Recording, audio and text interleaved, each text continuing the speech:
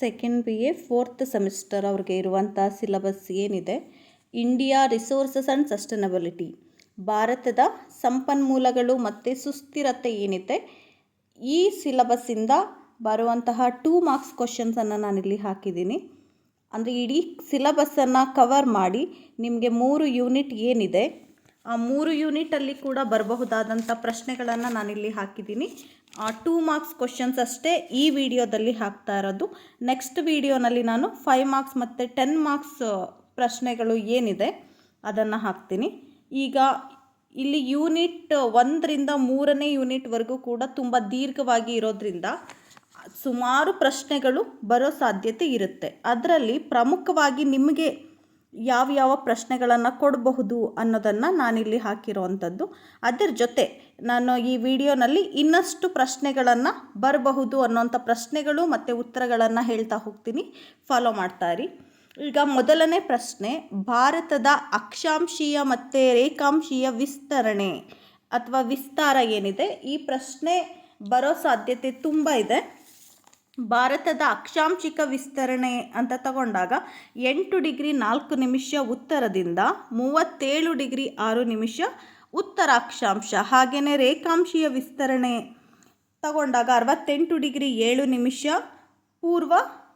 ಪೂರ್ವ ರೇಖಾಂಶದಿಂದ 97 ಡಿಗ್ರಿ 25 ನಿಮಿಷ ಪೂರ್ವ ರೇಖಾಂಶದವರೆಗೆ ಭಾರತ ಈ ಅಕ್ಷಾಂಶ ರೇಖಾಂಶಗಳ ನಡುವೆ ಇರೋದನ್ನು ನಾವು ನೋಡ್ತೀವಿ. ಹಾಗೆಯೇ ಎರಡನೇ ಪ್ರಶ್ನೆ, ಭಾರತದ ಕಾಲಮಾನವನ್ನು ನಿರ್ಧರಿಸುವಂಥ ರೇಖಾಂಶ ಯಾವುದು ಅಂತ ಕೇಳಬಹುದು. ಅಕ್ಷಾಂಶ ರೇಖಾಂಶದಲ್ಲೇ ಬರುವಂಥದ್ದು 82.5 ಡಿಗ್ರಿ ಪೂರ್ವ ರೇಖಾಂಶ ಏನಿದೆ, ಇದು ಭಾರತದ ಕಾಲಮಾನವನ್ನು ನಿರ್ಧರಿಸುವಂತಹ ರೇಖಾಂಶ. ಇದು 5 ರಾಜ್ಯಗಳ ಮೂಲಕ ಹಾದು ಹೋಗಿದೆ. ಇದು ನಿಮಗೆ ಎಕ್ಸ್ಟ್ರಾ ತಿಳ್ಕೊಳ್ಳಿಕ್ಕೆ ಹೇಳ್ತಾ ಇರೋದು. ಇದು 5 ರಾಜ್ಯಗಳ ಮೂಲಕ ಹಾದು ಹೋಗಿರೋದನ್ನು ನೋಡ್ತೀವಿ. ಇದು 2 ಮಾರ್ಕ್ಸ್ಗಾಗಿರೋದ್ರಿಂದ ಇದೊಂದನ್ನೇ ಕೇಳಲ್ಲ. ಇದರ ಜೊತೆ ಭಾರತದ ಮಧ್ಯಭಾಗದಲ್ಲಿ ಹಾದು ಹೋಗಿರುವಂಥ ಅಕ್ಷಾಂಶ ಯಾವುದು ಅಂತ ಕೇಳಬಹುದು. 23.5 ಡಿಗ್ರಿ ಅಕ್ಷಾಂಶ ಏನಿದೆ, ಇದನ್ನು 23.5 ಡಿಗ್ರಿ ಉತ್ತರ ಅಕ್ಷಾಂಶವನ್ನು ಕರ್ಕಾಟಕ ಸಂಕ್ರಾಂತಿ ವೃತ್ತ ಅಂತ ಹೇಳುವಂಥದ್ದು. 23.5 ಡಿಗ್ರಿ ಉತ್ತರ ಅಕ್ಷಾಂಶ ಕರ್ಕಾಟಕ ಸಂಕ್ರಾಂತಿ ವೃತ್ತ ಏನಿದೆ, ಇದು ಭಾರತದ ಮಧ್ಯಭಾಗದಲ್ಲಿ ಹಾದು ಹೋಗಿರುವಂಥ ಅಕ್ಷಾಂಶ. ಇದು 8 ರಾಜ್ಯಗಳ ಮೂಲಕ ಹಾದು ಹೋಗಿದೆ. ಇದು ನಿಮಗೆ ತಿಳ್ಕೊಂಡಿರಲಿಕ್ಕೆ ಹೇಳ್ತಾ ಇರೋದು. ಎಷ್ಟು ರಾಜ್ಯಗಳ ಮೂಲಕ ಹಾದು ಹೋಗಿದೆ ಅನ್ನೋ ಪ್ರಶ್ನೆ ನಿಮಗೆ ಏನು ಕೇಳಲ್ಲ, ಆದ್ರೂ ನಿಮ್ಮ ಎಕ್ಸ್ಟ್ರಾ ಇದು ಜನರಲ್ ಕ್ವಶನ್ ಕೂಡ ಆಗಿರೋದ್ರಿಂದ ತಿಳ್ಕೊಳ್ಳಿ ಅಂತ ಹೇಳ್ತಾ ಇರೋದು. ಇನ್ನು ಭಾರತದ ನೆರೆಹೊರೆಯ ರಾಷ್ಟ್ರಗಳನ್ನು ಹೆಸರಿಸಿ. ಒಂದು 4ರಿಂದ 5 ರಾಷ್ಟ್ರಗಳ ಹೆಸರನ್ನು ಬರೆದ್ರೆ ಸಾಕು. ಪಾಕಿಸ್ತಾನ, ಬಾಂಗ್ಲಾ, ಅಫ್ಘಾನಿಸ್ತಾನ, ಚೈನಾ ಇರಬಹುದು, ಮಯನ್ಮಾರ್, ಹಾಗೆಯೇ ನೇಪಾಳ. ಇದೊಂದು 4-5 ರಾಷ್ಟ್ರಗಳನ್ನು ನೆನಪಿಟ್ಕೊಳ್ಳಿ. ಈ ಕಡೆ ಶ್ರೀಲಂಕಾ, ಇದನ್ನು ನೀವು ನೆನಪಿಟ್ಕೊಳ್ಳಿ. ಇನ್ನು ಹಿಮಾಲಯ ಪರ್ವತ ಸರಣಿಯ ಅತಿ ಮುಖ್ಯ ಶಿಖರಗಳನ್ನು ಹೆಸರಿಸಿ ಕೇಳಿದರೆ, ಉತ್ತರ ಪರ್ವತಗಳು ಅದರಲ್ಲಿ ನಿಮಗೆ ಬರೋ ಅಂಥದ್ದು ಹಿಮಾಲಯ ಪರ್ವತ ಸರಣಿನಲ್ಲಿ ಇರುವಂಥ ಅತಿ ಮುಖ್ಯ ಶಿಖರಗಳು ಅಂತ ತಗೊಂಡಾಗ ಭಾರತದ ಅತಿ ಎತ್ತರವಾದ ಶಿಖರ K2 ಗಾಡ್ವಿನ್ ಆಸ್ಟಿನ್ ಏನಿದೆ ಅದನ್ನು ಒಂದು ಬರೆಯಿರಿ. ಹಾಗೆಯೇ ಕಾಂಚನಜುಂಗ ಇರಬಹುದು, ನಂದಾದೇವಿ ಇರಬಹುದು. ಹೀಗೆ ಒಂದು 3ರಿಂದ 4 ಪರ್ವತ ಇಲ್ಲ ಒಂದು 2 ಪರ್ವತಗಳಾದರೂ ನಿಮಗೆ ನೆನಪಿರಬೇಕು. ಇನ್ನೂ ಹೆಚ್ಚು ಎಕ್ಸ್ಪ್ಲನೇಷನ್ ಬೇಕಂದರೆ ನಾನು ಹೇಳ್ತೀನಿ. ಕೈಲಾಸ ಪರ್ವತಗಳು ಇದು ಸರಣಿಯಾಗಿ ಬರುವಂಥದ್ದು. ನಿಮಗೆ ಭಾರತದ ಎತ್ತರದ ಶಿಖರ K2, ಹಾಗೆಯೇ ನಂದಾದೇವಿ, ಅನ್ನಪೂರ್ಣ, ಇವೆಲ್ಲ ಸಹ ಕಾಂಚನಜುಂಗ, ಇವೆಲ್ಲ ಹಿಮಾಲಯ ಪರ್ವತ ಸರಣಿಯ ಎತ್ತರದ ಶಿಖರಗಳು. ನೀವು ಭಾರತದ್ದು ಓದ್ತಾ ಇರೋದ್ರಿಂದ ಭಾರತದ್ದಷ್ಟೇ ತಿಳ್ಕೊಳ್ಳಿ. ನಂದಾದೇವಿ ಇದು ಕೂಡ ಎತ್ತರದ ಶಿಖರಗಳಿಗೆ ಬರೋವಂಥದ್ದು. ಇದಿಷ್ಟನ್ನು ನೆನಪಿಟ್ಕೊಳ್ಳಿ. ಇದಲ್ಲದೆ ಇನ್ನೊಂದಷ್ಟು ಪ್ರಶ್ನೆಗಳು ನಿಮಗೆ ಇದೇ ಟಾಪಿಕ್ಸಲ್ಲಿ ಬರಬಹುದು. ಈಗ ಭಾರತದ ಉತ್ತರದ ತುತ್ತ ತುದಿ, ದಕ್ಷಿಣದ ತುತ್ತ ತುದಿ ಯಾವುದು ಅಂತ ಕೇಳ್ಬೋದು. ದಕ್ಷಿಣದ ತುತ್ತ ತುದಿ ನಿಮಗೆ ಕೇಳ್ತಾರೆ.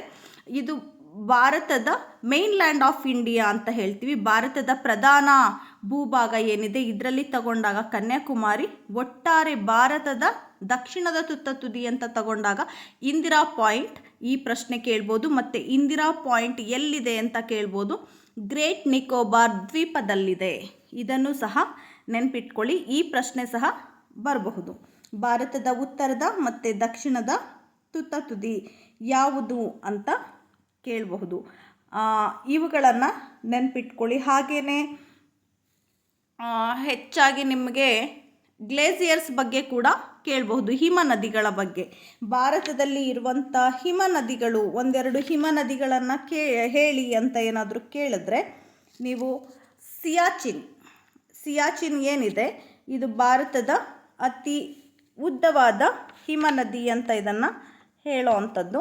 ಇದನ್ನು ನೆನ್ಪಿಟ್ಕೊಳ್ಳಿ. ಹಾಗೆಯೇ ಇನ್ನಿತರ ಯಾವ್ಯಾವ ಹಿಮ ನದಿಗಳಿದೆ ಅನ್ನೋದನ್ನು ಒಂದು ಸಲ ನೋಡ್ಕೊಳ್ಳಿ, ಫಾಲೋ ಮಾಡಿ. ಹಾಗೆಯೇ ಇದೇ ಟಾಪಿಕ್ಸಲ್ಲಿ ನಿಮಗೆ ಇನ್ನು ಯಾವ್ದು ಪ್ರಶ್ನೆಗಳು ಬರಬಹುದು ಅನ್ನೋದನ್ನು ನಾನು ನೆಕ್ಸ್ಟ್ ಹೇಳ್ತಾ ಇದ್ದೀನಿ.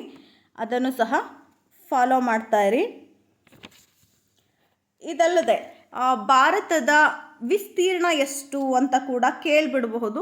ಅದಕ್ಕೂ ರೆಡಿಯಾಗಿರಿ. 32,87,263 ಚದರ ಸೆಂಟಿಮೀಟರ್ ಏನಿದೆ ಭಾರತದ ವಿಸ್ತೀರ್ಣ. ಇದು ಕೂಡ ಪ್ರಶ್ನೆ ಕೇಳಬಹುದು. ಇದನ್ನು ಸಹ ನೋಡ್ಕೊಂಡಿರಿ ಒಂದ್ಸಲ. ಹಾಗೆಯೇ ಭಾರತ 7ನೆಯ ಅತಿ ದೊಡ್ಡ ರಾಷ್ಟ್ರ. ಪ್ರಪಂಚದಲ್ಲಿ ತಗೊಂಡಾಗ ಭಾರತ 7ನೆಯ ಅತಿ ದೊಡ್ಡ ರಾಷ್ಟ್ರ. ಮತ್ತು ಗಡಿರೇಖೆಗಳ ಬಗ್ಗೆ ನಿಮಗೆ ಕೇಳಬಹುದು. ಪ್ರಾಕ್ಟಿಕಲಲ್ಲಿ ಆಲ್ರೆಡಿ ನೀವು ಏನೇನು ಓದಿದ್ದೀರಾ, ಪ್ರಾಕ್ಟಿಕಲಲ್ಲಿ ಯಾವ ಮ್ಯಾಪ್ಗಳನ್ನು ಮಾಡಿದ್ದೀರಾ, ಅದು ಆದಷ್ಟು ಅರ್ಧಕ್ಕರ್ಧ ಮ್ಯಾಪ್ಗಳು ನಿಮಗೆ ಈ ಥಿಯರಿ ಸಿಲಬಸ್ಗೆ ಹೆಲ್ಪ್ ಆಗುತ್ತೆ. ಪ್ರಾಕ್ಟಿಕಲ್ ಬುಕ್ಕನ್ನು ಒಂದ್ಸಲ ನೋಡ್ಕೊಳ್ಳಿ.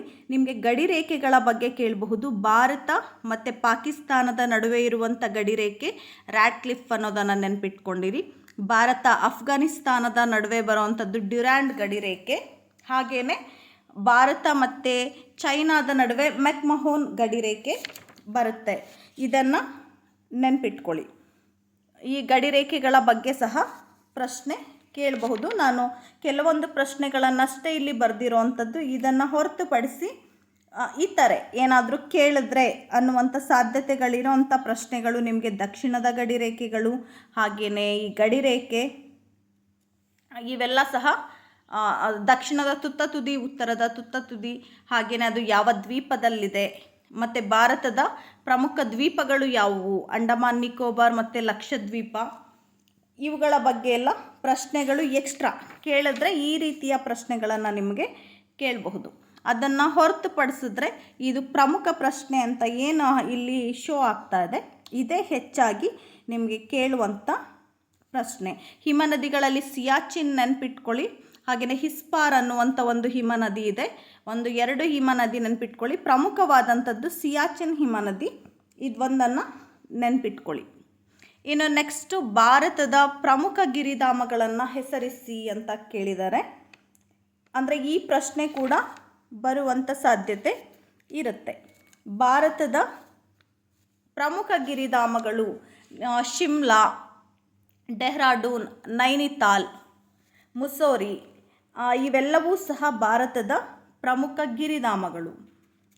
ಇದು ನಿಮಗೆ ಕ್ಲಾಸಲ್ಲಿ ಹೇಳಿರ್ತಾರೆ ಅಂದ್ಕೊಂಡಿದ್ದೀನಿ. ಇವುಗಳನ್ನು ನೆನ್ಪಿಟ್ಕೊಳ್ಳಿ.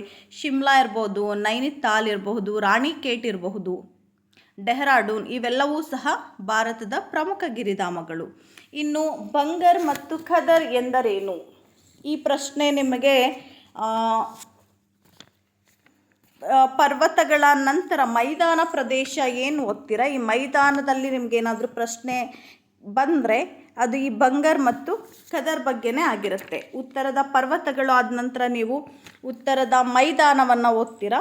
ಆ ಮೈದಾನದಲ್ಲಿ ಒಂದು ಪ್ರಶ್ನೆ ಏನಾದರೂ ಕವರ್ ಮಾಡೋದಾದರೆ ಈ ಬಂಗರ್ ಮತ್ತು ಖದರ್ ಎಂದರೇನು ಅಂತ ಕೇಳಬಹುದು. ಬಂಗರ್ ಅಂದರೆ ಇದು ಪುರಾತನ ಮೈದಾನ, ಎತ್ತರದ ವಲಯ ಅನ್ನುವಂಥ ಅರ್ಥ ಕೂಡ ಇದೆ. ಖದರ್ ಅಂದರೆ ತಗ್ಗು ವಲಯ ಮತ್ತು ಇತ್ತೀಚೆಗೆ ನಿರ್ಮಾಣ ಆಗಿರುವಂಥದ್ದು ಅನ್ನೋ ಅರ್ಥ ಬರುತ್ತೆ. ಇನ್ನು ಸರಳವಾಗಿ ಹೇಳಬೇಕಂದ್ರೆ ಬಂಗರ್ ಅಂದರೆ ಪುರಾತನ ಮೆಕ್ಕಲು ಮಣ್ಣಿನ ಮೈದಾನ. ಖದರ್ ಅಂದರೆ ಇತ್ತೀಚೆಗೆ ನಿರ್ಮಾಣ ಹೊಂದಿರುವಂಥ ಮೆಕ್ಕಲು ಮಣ್ಣಿನ ಮೈದಾನ. ಇದಿಷ್ಟು ಬರೆದ್ರೆ ಸಾಕು. ಹಾಗೆಯೇ ಬಂಗರ್ ಅನ್ನುವಂಥದ್ದು ಎತ್ತರ ವಲಯವಾಗಿರುತ್ತೆ. ಹಾಗೆಯೇ ಪುರಾತನ ಮೆಕ್ಕಲು ಮಣ್ಣಿನ ವಲಯ ಅಂತ ಬರೆದ್ರೆ ಸಾಕು. ಖದರ್ ಅಂದರೆ ತಗ್ಗು ಪ್ರದೇಶ, ಹಾಗೆಯೇ ಇತ್ತೀಚೆಗೆ ನಿರ್ಮಾಣಗೊಂಡಿರುವಂತಹ ಮೆಕ್ಕಲು ಮಣ್ಣಿನ ಪ್ರದೇಶ ಅಂತ ಬರೆದ್ರೆ ಸಾಕು. ಇದು ಮೆಕ್ಕಲು ಮೈದಾನದ 2 ವಿಧ, ಪುರಾತನ ಮತ್ತು ಇತ್ತೀಚೆಗೆ. ಒಂದು ಓಲ್ಡ್ ಆದರೆ ಮತ್ತೊಂದು ನ್ಯೂ ಅನ್ನೋವಂಥದ್ದು ಬರುತ್ತೆ. ಈ ರೀತಿ ನೆನಪಿಟ್ಕೊಳ್ಳಿ, ಈಸಿ ಆಗುತ್ತೆ. ಇನ್ನು ಭಾರತವು ಹೊಂದಿರುವ ವಾಯುಗುಣ ಯಾವುದು ವಿವರಿಸಿ. ಇದು ವಾಯುಗುಣದಲ್ಲಿ ನಿಮಗೆ ಪ್ರಶ್ನೆ ಕೇಳಿದ್ರೆ ಈ ಪ್ರಶ್ನೆ ಬರಬಹುದು. ಭಾರತವು ಹೊಂದಿರುವ ವಾಯುಗುಣ ಉಷ್ಣವಲಯದ ಮಾನ್ಸೂನ್ ಮಾದರಿಯ ವಾಯುಗುಣ. ಭಾರತ ಹೊಂದಿರುವ ವಾಯುಗುಣ ಯಾವುದು ಅಂದರೆ ಉಷ್ಣವಲಯದ ಮಾನ್ಸೂನ್ ಮಾದರಿಯ ವಾಯುಗುಣವನ್ನು ಹೊಂದಿದೆ. ಇದು 1 ಮಾರ್ಕ್ಸ್ಗಷ್ಟೇ ಆಗುತ್ತೆ. ಏನಾದರೂ 2 ಮಾರ್ಕ್ಸ್ಗೆ ಕೇಳಿದ್ರೆ ವಿವರಿಸಿ ಅಂತ ಕೇಳಿದರೆ ಈ ಮಾನ್ಸೂನ್ ಅನ್ನೋ ಪದವನ್ನು ವಿವರಿಸಬೇಕಾಗುತ್ತೆ. ಈ ಮಾನ್ಸೂನ್ ಅನ್ನುವಂಥ ಪದ ಅರೇಬಿಕ್ ಭಾಷೆಯ ಮೌಸಮ್ ಅಥವಾ ಮೌಸಿಮ್ ಅನ್ನುವಂಥ ಪದದಿಂದ ಬಂದಿರೋವಂಥದ್ದು. ಅರೇಬಿಕ್ ಭಾಷೆಯ ಮೌಸಿಮ್ ಅಥವಾ ಮೌಸಮ್ ಅನ್ನುವಂಥ ಪದದಿಂದ ಬಂದಿದೆ. ಈ ಮೌಸಮ್ ಪದದ ಅರ್ಥ ನಿಯತಕಾಲಿಕ ಅಥವಾ ಋತುಕಾಲಿಕ ಅನ್ನುವಂಥ ಅರ್ಥವನ್ನು ಕೊಡುತ್ತೆ. ಋತುಕಾಲಿಕ, ಸೀಸನ್ಸ್ ಅಂತ ಹೇಳ್ತೀವಲ್ಲ, ಹಾಗೆಯೇ ಮಾನ್ಸೂನ್ ಪದದ ಅರ್ಥ ಋತುಕಾಲಿಕ ಅಥವಾ ನಿಯತಕಾಲಿಕ. ಈ ರೀತಿ ವಿಸ್ತಾರವಾಗಿ ಬರೆದ್ರೆ 2 ಮಾರ್ಕ್ಸ್ಗೆ ಈ ಪ್ರಶ್ನೆಗೆ ಉತ್ತರ ಆಗುವಂಥದ್ದು.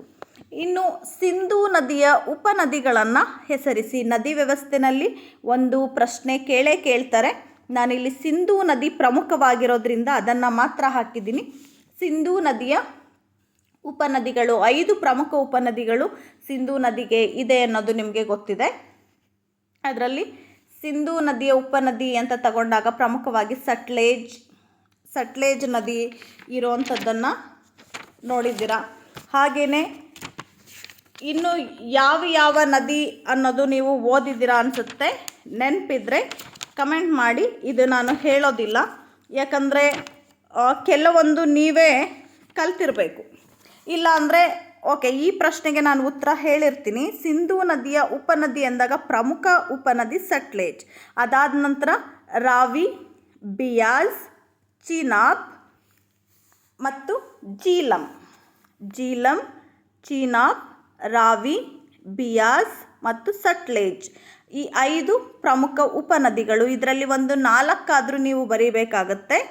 ಇದರಲ್ಲಿ ಸಟ್ಲೇಜ್ ಸಿಂಧೂ ನದಿಯ ಪ್ರಮುಖ ಉಪನದಿ ಅಂತ ಇದನ್ನು ಹೇಳೋವಂಥದ್ದು. ಮತ್ತು ಈ 5 ಉಪನದಿಗಳು ಸಹ ಹರಿಯುವಂಥ ನಾಡು ಏನಿದೆ ಪಂಜಾಬ್ ಅಂತ ಕರೆಯುವಂಥದ್ದು. ಪಂಚ್ ಆಬ್ ಅಂದರೆ 5 ನದಿ ಅನ್ನುವಂಥ ಅರ್ಥ ಬರುತ್ತೆ. ಹಾಗಾಗಿ ಸಿಂಧೂ ನದಿಯ ಉಪನದಿಗಳು, ಈ 5 ಉಪನದಿಗಳನ್ನು ಬರೀರಿ. ಇದೊಂದೇ ಪ್ರಶ್ನೆ ನಾನಿಲ್ಲಿ ಮೆನ್ಷನ್ ಮಾಡಿರೋದು.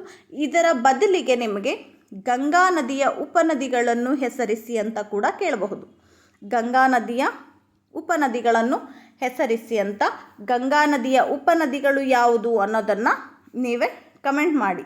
ಯಾರ್ಯಾರಿಗೆ ಗೊತ್ತಿದೆ ಅವರು ಕಮೆಂಟ್ ಮಾಡಿ. ಹಾಗೆಯೇ ಬ್ರಹ್ಮಪುತ್ರ ನದಿಯ ಉಪನದಿಗಳು, ಇದು ಕೇಳೋದು ಅತಿ ಕಡಿಮೆ, 50-50 ಚಾನ್ಸಸ್ ಇರುತ್ತೆ ಅಷ್ಟೇ. ಅದನ್ನು ಸಹ ಯಾವುದು ಬ್ರಹ್ಮಪುತ್ರ ನದಿಯ ಉಪನದಿಗಳು ಅನ್ನೋದನ್ನು ಕಮೆಂಟ್ ಮಾಡಿ. ಇದೆರಡು ನಾನು ಹೇಳೋದಿಲ್ಲ. ಇದರ ಜೊತೆ ಇದು ಸಿಂಧು, ಗಂಗಾ, ಬ್ರಹ್ಮಪುತ್ರ 3 ಸಹ ಉತ್ತರ ಭಾರತದ ಪ್ರಮುಖ ನದಿಗಳಾಗುತ್ತೆ. ಜೊತೆಗೆ ನದಿ ವ್ಯವಸ್ಥೆ ಅಂದಾಗ ನಾವು ದಕ್ಷಿಣ ಭಾರತದ ನದಿಗಳನ್ನು ಸಹ ಕನ್ಸಿಡರ್ ಮಾಡಬೇಕಾಗುತ್ತೆ. ಈ ದಕ್ಷಿಣ ಭಾರತದ ನದಿಗಳಲ್ಲಿ ನಾವು ಪೂರ್ವಾಭಿಮುಖವಾಗಿ ಹರಿಯುವಂಥ ನದಿ, ಪಶ್ಚಿಮಾಭಿಮುಖವಾಗಿ ಹರಿಯುವಂಥ ನದಿಗಳು ಅಂತ ವಿಂಗಡಣೆಯನ್ನು ಮಾಡ್ತೀವಿ. ಇಲ್ಲಿ ಬಂದಿರುವಂಥ ಪ್ರಶ್ನೆ ಪಶ್ಚಿಮಾಭಿಮುಖವಾಗಿ ಹರಿಯುವ ದಕ್ಷಿಣ ಭಾರತದ ನದಿಗಳು ಅಂತ ಕೇಳಿದ್ದಾರೆ. ಅಂದರೆ ಈ ಪ್ರಶ್ನೆ ಬರಬಹುದು.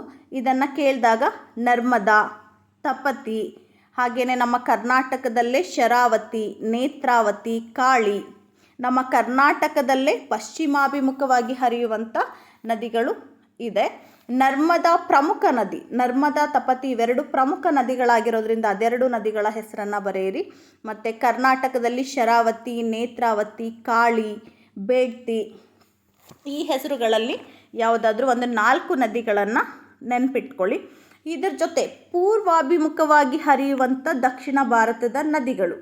ಪೂರ್ವಾಭಿಮುಖ ಅಂದರೆ ಪೂರ್ವಕ್ಕೆ ಹರಿದು ಈ ಕಡೆ ಬಂಗಾಳ ಕೊಲ್ಲಿಯನ್ನು ಸೇರುವಂಥ ನದಿಗಳು ಯಾವುದಿದೆ, ಒಂದು 4 ನದಿಗಳ ಹೆಸರನ್ನು ನೆನಪಿಟ್ಕೊಳ್ಳಿ. ಅದು ಯಾವುದು ಅನ್ನೋದನ್ನು ನೀವೇನೇ ಓದಿ ಸಾಧ್ಯ ಆದರೆ ಕಾಮೆಂಟ್ ಮಾಡಿ. ನಾನು ಪಶ್ಚಿಮಾಭಿಮುಖ ಅಂದರೆ ಪಶ್ಚಿಮ ಭಾಗಕ್ಕೆ ಹರಿದು ಅರಬ್ಬಿ ಸಮುದ್ರ ಸೇರುವಂಥ ನದಿಗಳ ಬಗ್ಗೆ ಮಾತ್ರ ಇಲ್ಲಿ ಹೇಳಿದ್ದೀನಿ. ಪೂರ್ವಾಭಿಮುಖವಾಗಿ ಹರಿಯುವಂಥ ನದಿಗಳ ಬಗ್ಗೆ ನೀವು ಹೇಳಿ. ಪೂರ್ವಾಭಿಮುಖವಾಗಿ ಹರಿಯುವಂಥ ಒಂದು ನದಿ ಏನಿದೆ ಅದನ್ನು ನಾನಿಲ್ಲಿ ಮೆನ್ಷನ್ ಮಾಡಿಬಿಡ್ತೀನಿ, ಗೋದಾವರಿ. ಇದು ದಕ್ಷಿಣ ಭಾರತದ ಅತಿ ಉದ್ದವಾದ ನದಿ. ಇದನ್ನು ನಾನು ನೆನಪಿಟ್ಕೊಳ್ಳಿ. ಭಾರತದಲ್ಲಿ ಅಂತ ತಗೊಂಡಾಗ ಗಂಗಾ ನದಿ ಭಾರತದ ಅತಿ ಉದ್ದವಾದ ನದಿ ಅಂತ ಅನ್ನಿಸ್ಕೊಳ್ಳುತ್ತೆ, ಅಂದರೆ ಭಾರತದಲ್ಲಿ ಹರಿಯುವಂಥದ್ದು ಅಂತ. ಇನ್ನು ಭಾರತದ ರಾಷ್ಟ್ರೀಯ ಉದ್ಯಾನವನಗಳನ್ನು ಹೆಸರಿಸಿ. ಈ ಪ್ರಶ್ನೆ ಕೇಳಬಹುದು. ಭಾರತದ ರಾಷ್ಟ್ರೀಯ ಉದ್ಯಾನವನಗಳು ಅಂತ ತಗೊಂಡಾಗ ನೀವು ನಮ್ಮ ಕರ್ನಾಟಕದಲ್ಲೇ ಇರುವಂಥ ರಾಷ್ಟ್ರೀಯ ಉದ್ಯಾನವನಗಳು ಯಾವುದಿದೆ ಅದನ್ನೇ ಹೆಸರಿಸಿ. ನಾಗರಹೊಳೆ, ಹಾಗೆಯೇ ಬಂಡೀಪುರ ರಾಷ್ಟ್ರೀಯ ಉದ್ಯಾನವನ ಇರಬಹುದು, ಹಾಗೆಯೇ ಕಾರ್ಬೆಟ್ ರಾಷ್ಟ್ರೀಯ ಉದ್ಯಾನವನ, ಮತ್ತು ಗಿರ್ ರಾಷ್ಟ್ರೀಯ ಉದ್ಯಾನವನ ಗುಜರಾತಲ್ಲಿ ಇರುವಂಥದ್ದು, ಕೇರಳದಲ್ಲಿ ಇರುವಂಥ ಪೆರಿಯಾರ್ ರಾಷ್ಟ್ರೀಯ ಉದ್ಯಾನವನ. ಇವುಗಳನ್ನು ನೆನಪಿಟ್ಕೊಳ್ಳಿ. ಹಾಗೆಯೇ ಈ ರಾಷ್ಟ್ರೀಯ ಉದ್ಯಾನವನದ ಜೊತೆ ಜೈವಿಕ ಸಂರಕ್ಷಣಾ ವಲಯ, ಬಯೋಸ್ಪಿಯರ್ ರಿಸರ್ವ್ಸ್, ಇದನ್ನು ಸಹ ಕೇಳ್ಬೋದು. ಯಾವುದಾದರೂ 4 ಜೈವಿಕ ಸಂರಕ್ಷಣಾ ವಲಯಗಳನ್ನು ಹೆಸರಿಸಿ ಅಂತ ಕೇಳ್ಬಿಡಬಹುದು. ಭಾರತದಲ್ಲಿ 18 ಬಯೋಸ್ಪಿಯರ್ ರಿಸರ್ವ್ಸ್ ಇದೆ. ಅವುಗಳನ್ನು ನೆನಪಿಟ್ಕೊಂಡು ಬರೀರಿ, ಕಮೆಂಟ್ ಮಾಡಿ. ಅದಾದ ನಂತರ ನೆಕ್ಸ್ಟ್ ಹೋಗಿದೆ ಹಸಿರು ಕ್ರಾಂತಿ ಎಂದರೇನು. ಹಸಿರು ಕ್ರಾಂತಿ ಎಂದರೇನು ಅಂತ ಬಂದಿದೆ. ಹಾಗೆಯೇ ನಿಮಗೆ ಹಿಂದೆ ಮಳೆ ನೀರಿನ ಕೊಯ್ಲು ಎಂದರೆ ಏನು ಅಂತ ಅಲ್ಲಿ ಪ್ರಶ್ನೆ ಇತ್ತು. ಮಳೆ ನೀರಿನ ಕೊಯ್ಲು ಅಂದರೆ ಬೀಳುವಂತಹ ಮಳೆ ನೀರನ್ನು ಸಂಗ್ರಹಿಸುವಂತಹ ವಿಧಾನ. ಬೀಳುವಂಥ ಮಳೆ ನೀರು ಹರಿದು ಹೋಗದಂತೆ ಅಥವಾ ಅದು ನಷ್ಟ ಆಗದ ಹಾಗೆ, ವೇಸ್ಟ್ ಆಗದೆ ಇರೋ ಹಾಗೆ ಸಂರಕ್ಷಣೆ ಮಾಡುವಂಥದ್ದು ಅಥವಾ ಸಂಗ್ರಹಿಸಿ ಇಡುವಂತಹ ವಿಧಾನವನ್ನೇ ಮಳೆ ನೀರಿನ ಕೊಯ್ಲು ಅಂತ ಹೇಳುವಂಥದ್ದು. ಹಾಗೆಯೇ ಹಸಿರು ಕ್ರಾಂತಿ ಎಂದರೇನು. ತಂತ್ರಜ್ಞಾನ ಹಾಗೆಯೇ ವೈಜ್ಞಾನಿಕ ಮತ್ತು ತಾಂತ್ರಿಕ ಅಂಶಗಳನ್ನು ಬಳಕೆ ಮಾಡಿಕೊಂಡು ಅಧಿಕ ಇಳುವರಿ ಕೊಡುವಂತಹ ಹೈಬ್ರಿಡ್ ಬೀಜಗಳನ್ನು ಬಳಕೆ ಮಾಡಿಕೊಂಡು ಕಡಿಮೆ ಭೂಮಿಯಲ್ಲಿ ಅತಿ ಹೆಚ್ಚು ಇಳುವರಿ ಕೊಡುವಂಥ ಬೆಳೆಯನ್ನು ಪಡ್ಕೊಳ್ಳೋದೇನಿದೆ ಇದನ್ನೇ ಹಸಿರು ಕ್ರಾಂತಿ ಅಂತ ಕರೆಯುವಂಥದ್ದು. ಭಾರತದಲ್ಲಿ ಹಸಿರು ಕ್ರಾಂತಿಯ ಪಿತಾಮಹ ಯಾರು ಅಂತ ಕೇಳ್ಬೋದು. MS ಸ್ವಾಮಿನಾಥನ್ ಅವರು. ಅದನ್ನು ನೆನಪಿಟ್ಕೊಳ್ಳಿ. ಹಾಗೆಯೇ ವ್ಯವಸಾಯ ಆಧಾರಿತ ಕೈಗಾರಿಕೆಗಳು ಯಾವುವು ಅಂತ ಕೇಳಿದ್ದಾರೆ. ವ್ಯವಸಾಯ ಆಧಾರಿತ ಕೈಗಾರಿಕೆಗಳು ಹತ್ತಿ ಬಟ್ಟೆ ಕೈಗಾರಿಕೆ ಇರಬಹುದು, ಸಕ್ಕರೆ ಕೈಗಾರಿಕೆ ಇರಬಹುದು. ಇವುಗಳನ್ನು ನೆನಪಿಟ್ಕೊಳ್ಳಿ. ಸಕ್ಕರೆ ಕೈಗಾರಿಕೆ, ಹತ್ತಿ ಬಟ್ಟೆ ಕೈಗಾರಿಕೆ ಪ್ರಮುಖವಾದ, ಮತ್ತು ಸೆಣಬಿನ ಕೈಗಾರಿಕೆ ವ್ಯವಸಾಯ ಆಧಾರಿತ ಕೈಗಾರಿಕೆ, ಅಂದರೆ ಬೆಳೆಯುವಂಥ ಬೆಳೆಗಳನ್ನು ಅವಲಂಬಿಸಿ ನಿರ್ಮಾಣಗೊಂಡಿರುವಂಥ ಕೈಗಾರಿಕೆ ಅಂತ ಹೇಳ್ತೀವಿ. ಬರೀ ವ್ಯವಸಾಯ ಆಧಾರಿತ ಅಷ್ಟೇ ಕೇಳೋದಿಲ್ಲ, ಅದರ ಜೊತೆ ಏನಾದರೂ ಎಕ್ಸ್ಟ್ರಾ ಕೇಳೋದಾದರೆ ನಿಮಗೆ ಖನಿಜ ಆಧಾರಿತ ಕೈಗಾರಿಕೆಗಳು ಯಾವುದು ಅಂತ ಕೇಳಬಹುದು. ಕಬ್ಬಿಣ ಮತ್ತು ಉಕ್ಕಿನ ಕೈಗಾರಿಕೆ, ಇವುಗಳನ್ನು ಖನಿಜ ಆಧಾರಿತ ಕೈಗಾರಿಕೆಗಳು ಯಾವುವು ಅಂತ ಕೇಳಿದಾಗ ಅಲ್ಯೂಮಿನಿಯಂ ಕೈಗಾರಿಕೆ, ಇವುಗಳನ್ನು ನೆನಪಿಟ್ಕೊಳ್ಳಿ. ಜೊತೆಗೆ ಅರಣ್ಯಾಧಾರಿತ ಕೈಗಾರಿಕೆ ಮತ್ತು ಪ್ರಾಣಿ ಆಧಾರಿತ ಕೈಗಾರಿಕೆಗಳು ಯಾವುದು ಅಂತ ಕೇಳಿದ್ದಾರೆ. ಇದನ್ನು ನೋಡಿ ಕಾಮೆಂಟ್ ಮಾಡಿ. ಇನ್ನು ಭಾರತದ ಯಾವುದಾದರೂ 4 ಅಂತಾರಾಷ್ಟ್ರೀಯ ವಿಮಾನ ನಿಲ್ದಾಣಗಳನ್ನು ಹೆಸರಿಸಿ ಅಂತ ಕೇಳಿದ್ದಾರೆ. 4 ಅಂತಾರಾಷ್ಟ್ರೀಯ ವಿಮಾನ ನಿಲ್ದಾಣ ಬೆಂಗಳೂರಲ್ಲೇ ಒಂದಿದೆ. ಕೆಂಪೇಗೌಡ ಅಂತಾರಾಷ್ಟ್ರೀಯ ವಿಮಾನ ನಿಲ್ದಾಣ ಬೆಂಗಳೂರು. ತಮಿಳುನಾಡಲ್ಲಿ ಚೆನ್ನೈಯಲ್ಲಿ ತಗೊಂಡಾಗ ಅಣ್ಣಾ ಅಂತಾರಾಷ್ಟ್ರೀಯ ವಿಮಾನ ನಿಲ್ದಾಣ. ಹಾಗೆಯೇ ಮುಂಬೈನಲ್ಲಿ ಇರುವಂಥದ್ದು. ಮುಂಬೈನಲ್ಲಿ ಯಾವ ಅಂತಾರಾಷ್ಟ್ರೀಯ ವಿಮಾನ ನಿಲ್ದಾಣ ಇದೆ ಅನ್ನೋದನ್ನು ನೀವೇ ಹುಡುಕಿ ಹೇಳಿ. ಮತ್ತು ಡೆಲ್ಲಿನಲ್ಲಿ ಇದೆ, ಹೈದರಾಬಾದಲ್ಲಿ ಇದೆ. ಈ ವಿಮಾನ ನಿಲ್ದಾಣಗಳ ಹೆಸರು ಯಾವುದು ಅನ್ನೋದನ್ನು ಒಂದು ಸಲ ಓದಿಕೊಂಡು ಇಲ್ಲಿ ಹೇಳಿ. ಇಲ್ಲ ಅಂದರೆ ನಾನು ನೆಕ್ಸ್ಟ್ ಕ್ಲಾಸಲ್ಲಿ ಇನ್ನೂ ಎಕ್ಸ್ಪ್ಲನೇಷನ್ ಬೇಕು ಅಂದರೆ ಮುಂದಿನ ವಿಡಿಯೋನಲ್ಲಿ ನಾನು ಹೇಳ್ತೀನಿ, ನೀವು ಕೇಳಿದ್ರೆ ಅಷ್ಟೇ. ಇನ್ನು ಲಿಂಗಾನುಪಾತ ಎಂದರೆ ಏನು? ಅತಿ ಹೆಚ್ಚು ಮತ್ತು ಕಡಿಮೆ ಲಿಂಗಾನುಪಾತ ಹೊಂದಿರುವಂತಹ ಭಾರತದ ರಾಜ್ಯಗಳು ಯಾವುವು ಅಂತ ಕೇಳಿದ್ದಾರೆ. ಲಿಂಗಾನುಪಾತ ಅಂದರೆ ಪ್ರತಿ 1000 ಪುರುಷರಿಗೆ ಇರುವಂತಹ ಮಹಿಳೆಯರ ಸಂಖ್ಯೆ. ಪ್ರತಿ 1000 ಪುರುಷರಿಗೆ ಇರುವಂತಹ ಮಹಿಳೆಯರ ಸಂಖ್ಯೆಯನ್ನು ಲಿಂಗಾನುಪಾತ ಅಂತ ಹೇಳ್ತೀವಿ. ಇದರಲ್ಲಿ ಅತಿ ಹೆಚ್ಚು ಲಿಂಗಾನುಪಾತ ಹೊಂದಿರುವಂಥ ರಾಜ್ಯ ಕೇರಳ ಆದರೆ ಕಡಿಮೆ ಇರುವಂಥದ್ದು ಹರಿಯಾಣದಲ್ಲಿ. ಇನ್ನು ವಲಸೆ ಎಂದರೇನು? ವಲಸೆಯ ವಿಧಗಳು ಯಾವುವು? ಒಂದು ಪ್ರದೇಶದಿಂದ ಮತ್ತೊಂದು ಪ್ರದೇಶಕ್ಕೆ ಹೋಗಿ ನೆಲೆಸುವಂಥದ್ದನ್ನೇ ವಲಸೆ ಅಂತ ಹೇಳುವಂಥದ್ದು. ವಲಸೆಯ ವಿಧಗಳು ಆಂತರಿಕ ವಲಸೆ ಮತ್ತು ಅಂತಾರಾಷ್ಟ್ರೀಯ ವಲಸೆ ಅಂತ ಇರೋದನ್ನು ನೋಡ್ತೀವಿ. ಇದರಲ್ಲಿ ನಿಮಗೆ ಆಂತರಿಕ ವಲಸೆಯ ವಿಧಗಳನ್ನು ತಿಳಿಸಿ ಅಂತ ಕೇಳಬಹುದು. 4 ವಿಧ ಇದೆ. ಹಳ್ಳಿಯಿಂದ ಹಳ್ಳಿಗೆ, ಹಳ್ಳಿಯಿಂದ ನಗರಕ್ಕೆ, ನಗರದಿಂದ ನಗರಕ್ಕೆ, ನಗರದಿಂದ ಹಳ್ಳಿಗೆ ಅಂತ ಇರೋದನ್ನು ನೋಡ್ತೀವಿ. ಹಾಗೆಯೇ ಇದಿಷ್ಟೇ ಪ್ರಶ್ನೆಗಳೆಲ್ಲ ನಿಮಗೆ ಜನಸಾಂದ್ರತೆ ಬಗ್ಗೆ ಕೂಡ ಕೇಳಬಹುದು. ಜನಸಾಂದ್ರತೆ ಎಂದರೇನು? ಹಾಗೆಯೇ ಅಧಿಕ ಜನಸಾಂದ್ರತೆ ಹೊಂದಿರುವಂತಹ ರಾಜ್ಯ, ಕಡಿಮೆ ಜನಸಾಂದ್ರತೆ ಹೊಂದಿರುವಂಥ ರಾಜ್ಯ ಯಾವುದು ಅಂತ ಕೇಳಬಹುದು. ಹಾಗೆಯೇ ಭಾರತದ ಸಾಕ್ಷರತೆಯ ಪ್ರಮಾಣ ಅಕಾರ್ಡಿಂಗ್ ಟು 2011 ಸೆನ್ಸಸ್ ಅಂದರೆ 2011ರ ಜನಗಣತಿಯ ಪ್ರಕಾರ ಭಾರತದ ಸಾಕ್ಷರತೆಯ ಪ್ರಮಾಣ ಎಷ್ಟಿದೆ? ಹಾಗೆಯೇ ಅತಿ ಹೆಚ್ಚು ಮತ್ತು ಅತಿ ಕಡಿಮೆ ಸಾಕ್ಷರತೆಯುಳ್ಳುವಂಥ ರಾಜ್ಯಗಳು ಯಾವುದು ಅಂದಾಗ ಕೇರಳ ಮತ್ತು ಬಿಹಾರ. ಜನಸಾಂದ್ರತೆಯಲ್ಲಿ ತಗೊಂಡಾಗ ಅತಿ ಹೆಚ್ಚು ಜನಸಾಂದ್ರತೆ ಬಿಹಾರದಲ್ಲಿದೆ, ಕಡಿಮೆ ಜನಸಾಂದ್ರತೆ ಅರುಣಾಚಲ ಪ್ರದೇಶದಲ್ಲಿದೆ. ಈ ಥರ ಪ್ರಶ್ನೆಗಳನ್ನು ಕೂಡ ನಿಮಗೆ ಕೇಳಬಹುದು. ಜನಸಾಂದ್ರತೆ ಬೇರೆ, ಜನಸಂಖ್ಯೆ ಬೇರೆ. ಅಧಿಕ ಜನಸಂಖ್ಯೆಯುಳ್ಳ ರಾಜ್ಯ ಯಾವುದು ಅಂದರೆ ಉತ್ತರ ಪ್ರದೇಶ. ಹಾಗೆಯೇ ಅತಿ ಕಡಿಮೆ ಜನಸಂಖ್ಯೆಯುಳ್ಳ ರಾಜ್ಯ ಯಾವುದು ಅಂದರೆ ಸಿಕ್ಕಿಂ. ಜನಸಾಂದ್ರತೆ ಅಂದರೆ ಏನು ಅನ್ನೋದನ್ನು ನೀವು ಒಂದ್ಸಲ ತಿಳ್ಕೊಬೇಕಾಗತ್ತೆ. ಪ್ರತಿ ಚದರ ಕಿಲೋಮೀಟರ್, ಪ್ರತಿ 100 ಚದರ ಕಿಲೋಮೀಟರ್ ಪ್ರದೇಶದಲ್ಲಿ ವಾಸಿಸುವಂತಹ ಜನರ ಸಂಖ್ಯೆ ಅಂತ ನಾವು ಹೇಳೋವಂಥದ್ದು. ಹೀಗೆ ಪ್ರಶ್ನೆಗಳು ನಾನಿಲ್ಲಿ ಹಾಕಿರುವಂಥ ಪ್ರಶ್ನೆಗಳನ್ನು ಬಿಟ್ಟು ಸಹ ಇಡೀ ಸಿಲೆಬಸನ್ನು ಕವರ್ ಮಾಡ್ತೀವಿ ಅಂದಾಗ ಅನೇಕ ಪ್ರಶ್ನೆಗಳು ಬರುವಂಥ ಸಾಧ್ಯತೆ ಇದೆ. ಹಾಗೆಯೇ ನಾನು ವಾಯು ಸಾರಿಗೆನಲ್ಲಿ ತಗೊಂಡಾಗ ಅಂತಾರಾಷ್ಟ್ರೀಯ ವಿಮಾನ ನಿಲ್ದಾಣಗಳನ್ನಷ್ಟೇ ಹೇಳಿದೆ. ಹಾಗೆಯೇ ರೈಲ್ವೆ ಸಾರಿಗೆ ಏನಿದೆ, ರೈಲು ಸಾರಿಗೆ ಕೂಡ ನಿಮಗೆ ಇರೋದ್ರಿಂದ ಭಾರತದ ಮೊದಲ ರೈಲ್ವೆ ಅಥವಾ ಮೊದಲ ರೈಲು ಸಾರಿಗೆ ಯಾವಾಗ ಪ್ರಾರಂಭ ಆಯಿತು ಅಂತ ಕೂಡ ನಿಮಗೆ ಕೇಳಬಹುದು. ಇದನ್ನು ಒಂದು ಸಲ ನೋಡಿ ಎಷ್ಟನೇ ಇಸ್ವಿನಲ್ಲಿ ಭಾರತದ ಮೊದಲ ರೈಲು ಪ್ರಯಾಣ ಶುರು ಆಯಿತು ಮತ್ತು ಎಲ್ಲಿಂದ ಎಲ್ಲಿಗೆ ಅನ್ನೋದನ್ನು ಒಂದು ಸಲ ನೋಡಿಕೊಂಡು ಅದನ್ನು ಕಮೆಂಟ್ ಮಾಡಿ. ಹೀಗೇ ರೈಲ್ವೆ ಸಾರಿಗೆ ಬಗ್ಗೆ ಕೂಡ ಕೇಳಬಹುದು. ಹಾಗೆಯೇ ರಸ್ತೆ ಸಾರಿಗೆನಲ್ಲಿ ಪ್ರಶ್ನೆ ಅಷ್ಟೇನು ಬರಲ್ಲ ಅಂತ ಅಂದ್ಕೋತೀನಿ. ಇದನ್ನು ಹೊರತುಪಡಿಸಿ ನಿಮಗೆ ಸ್ಪೆಷಲ್ ಎಕನಾಮಿಕ್ ಝೋನ್ ಬಗ್ಗೆ ಕೂಡ ಇದೆ. ವಿಶೇಷ ಆರ್ಥಿಕ ಪ್ರದೇಶ, ಆರ್ಥಿಕ ವಲಯ ಅಂತ ಹೇಳ್ತೀವಿ. ಇದೆಲ್ಲ ಇನ್ನು ಉಳಿದಂತೆ ಎಲ್ಲವೂ 5 ಮತ್ತು 10 ಮಾರ್ಕ್ಸ್ಗೆ ಬರುವಂಥ ಪ್ರಶ್ನೆಗಳು. ಹಾಗೆಯೇ ನಿಮಗೆ ನ್ಯಾಷನಲ್ ವಾಟರ್ ಪಾಲಿಸೀಸ್ ಅಂದರೆ ರಾಷ್ಟ್ರೀಯ ಜಲ ನೀತಿಯ ಬಗ್ಗೆ ಕೂಡ ಒಂದು ಪ್ರಶ್ನೆ ಬರಬಹುದು. ಜಲಶಕ್ತಿ ಅಭಿಯಾನ ಬಗ್ಗೆ, ಇವುಗಳ ಬಗ್ಗೆ ಪ್ರಶ್ನೆ ಬರಬಹುದು. ಇದು ಒಂದನ್ನು ನೋಡ್ಕೊಂಡಿರಿ. ಇನ್ನುಳಿದಂತೆ ಮಣ್ಣಿನ ಬಗ್ಗೆ ಪ್ರಶ್ನೆ ಬರಬಹುದು. ಕಪ್ಪು ಮಣ್ಣನ್ನು ರೇಗರ್ ಮಣ್ಣು ಅಥವಾ ರೇಗಾರ್ ಮಣ್ಣು ಅಂತ ಯಾಕೆ ಕರೀತಾರೆ? ಇದೊಂದು ಪ್ರಶ್ನೆ ನಿಮಗೆ ಬರಬಹುದು. ಕಪ್ಪು ಮಣ್ಣನ್ನು ಕಪ್ಪು ಹತ್ತಿಯ ಮಣ್ಣು ಅಂತ ಕೂಡ ಕರಿತೀವಿ. ಈ ಪ್ರಶ್ನೆ ಕೂಡ ಬರಬಹುದು. ಇದಕ್ಕೂ ಉತ್ತರವನ್ನು ನೋಡ್ಕೊಂಡಿರಿ. ಕೆಲವೊಂದು ಪ್ರಶ್ನೆಗಳಿಗೆ ನಾನು ಉತ್ತರ ಹೇಳಿಲ್ಲ, ಅದು ನೀವೇ ಸ್ವಲ್ಪ ಹುಡುಕ್ಲಿ ಅನ್ನೋಂಥ ಕಾರಣ.